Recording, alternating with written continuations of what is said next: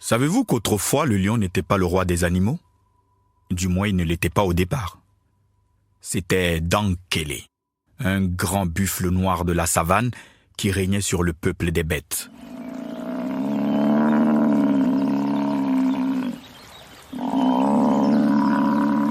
Dankele était un tyran qui gouvernait sans foi ni loi. Si tu avais raison, tu avais peur. Si tu n'avais pas raison, tu avais des raisons d'avoir peur de lui. À cette époque-là, il n'y avait qu'une seule rivière où tous les animaux venaient boire. Mais personne n'avait le droit d'y boire avant Dankele. Dankele ne se contentait pas seulement de se désaltérer. Il se baignait dans la rivière, s'y roulait et il faisait tous ses besoins. C'est seulement après son passage que les autres animaux pouvaient boire à leur tour, une fois que l'eau était souillée.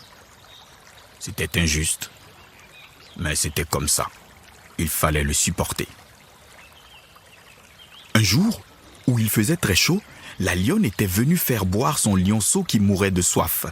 Sans attendre le roi, elle lui donna un peu d'eau et en but elle-même un tout petit peu. Arriva le roi Dankele accompagné de membres de sa cour, de griots et de griottes, de conseillers et de conseillères qui chantaient ses louanges.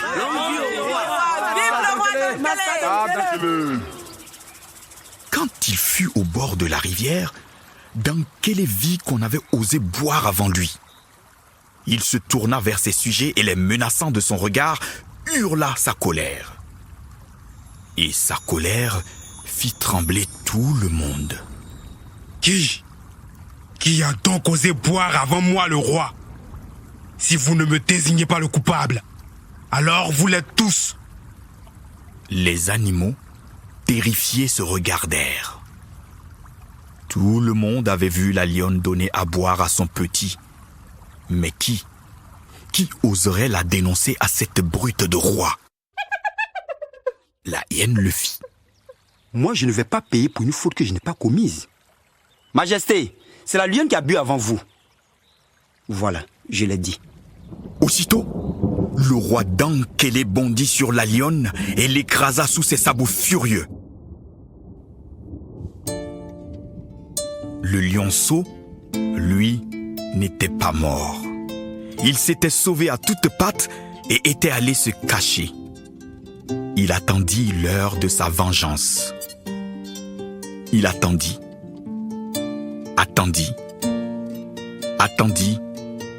jusqu'à ce qu'il soit devenu grand.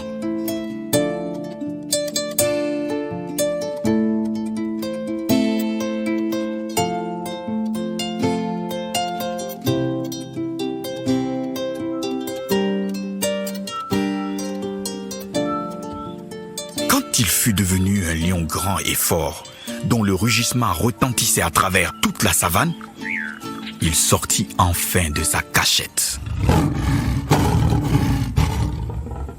Il alla voir le roi Dankele et lui dit: « Buffle, où est partie ma mère ?»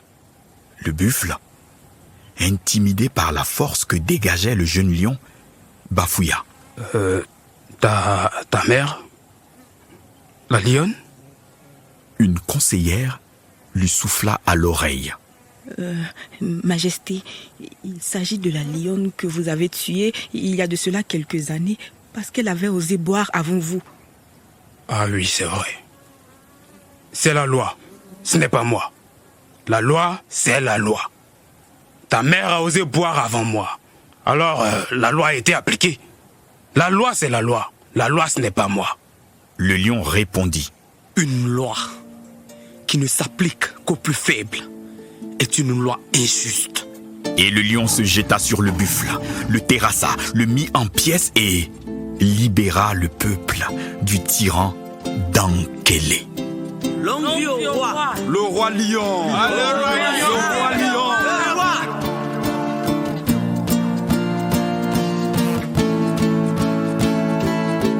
C'est depuis ce jour que le lion est devenu le roi des animaux.